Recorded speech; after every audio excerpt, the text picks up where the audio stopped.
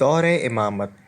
امام جعفر صادق علیہ السلام کی زندگی بنو امیہ کے آخری 10 خلفاء من جملہ عمر بن عبدالعزیز، ہشام بن عبدالملک نیز بنی عباس کے 2 خلفاء صفا اور منصور دوانکی کے دور خلافت میں گزری ہے۔ امام محمد باقر علیہ السلام کو جس وقت ہشام بن عبدالملک نے شام طلب کیا تو اس سفر میں امام جعفر صادق علیہ السلام بھی اپنے والد ماجد کے ہمراہ تھے۔ آپ کے دور امامت میں بنو امیہ کے 5 آخری خلفاء اور بنی عباس کے 2 خلفاء صفا اور منصور دوانکی نے حکومت کی۔ بنو امیہ کی حکومت زوال کا شکار ہوئی اور آخرکار اپنے انجام تک پہنچی، جس کے بعد بنی عباس نے اسلامی دنیا پر اپنی خلافت قائم کی۔ بنو امیہ اپنے اقتدار کے آخری ادوار میں اپنی بقا کی فکر میں تھے، جبکہ بنی عباس اپنے استحکام کی فکر میں، جس کی وجہ سے امام کی علمی و ثقافتی امور میں انجام دہی کا موقع ملا، جس سے آپ نے بھرپور استفادہ کرتے ہوئے مختلف علمی میدانوں میں شاگردوں کی تربیت فرمائی۔ البتہ یہ آزادی صرف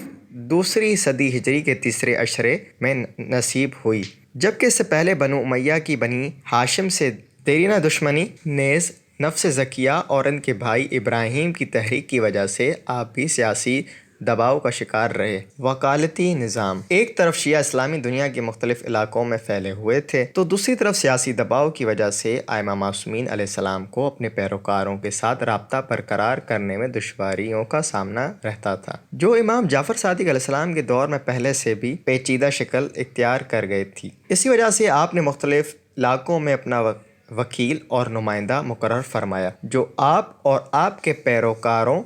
کے درمیان رابطے کا کام انجام دیتے تھے۔ وجوہات شرعیہ جیسے خمس، زکوٰۃ، نذر اور تحائف وغیرہ کی جمع آوری اور انہیں امام تک پہنچانا، شیعوں کی مشکلات سے آگاہی اور ان کو ترجیحی بنیادوں پر حل و فصل کرنا، امام اور آپ کے پیروکاروں کے درمیان رابطہ برقرار کرنا، نیز ان کے شرعی سوالوں کا امام سے جوابات دریافت کرنا ان وکلاء کے وظائف میں شامل تھا۔ وکالتوں کا یہ سلسلہ آپ کے بعد والے ائمہ کے زمانے میں نہ صرف جاری رہا بلکہ اس میں وسعت آتی گئی، یہاں تک کہ امام زمانہ جل اللہ تعالی فرجہ الشریف کی غیبت صغریٰ میں یہ سلسلہ نواب اربعہ کی صورت میں اپنے عروج پر پہنچا، لیکن چوتھے نائب خاص علی بن محمد سمری کی وفات اور غیبت کبریٰ کے آغاز کے بعد وکلاء کا یہ سلسلہ اختتام پذیر ہوا۔ غالیوں کے ساتھ برتاؤ: امام محمد باقر علیہ السلام اور امام جعفر صادق علیہ السلام کے زمانے میں غالیوں کی سرگرمیوں میں بھی شدت آ گئی۔ غالی ائمہ کو خدا کا درجہ دیتے یا انہیں پیغمبر مانتے تھے۔ امام نے اس سوچ کو بھرپور مخالفت فرمائی، لوگوں کو ان کے ساتھ نشست و برخاست سے بھی منع کیا اور انہیں فاسق، کافر اور مشرک قرار دیا۔ ایک حدیث میں آیا ہے کہ آپ نے غالیوں کے حوالے سے اپنے پیروکاروں سے فرمایا ان کے ساتھ نشست و برخاست نہ رکھیں، ان کے ساتھ کھانے پینے میں شامل نہ ہوں اور ان سے مصافحہ نہ کریں۔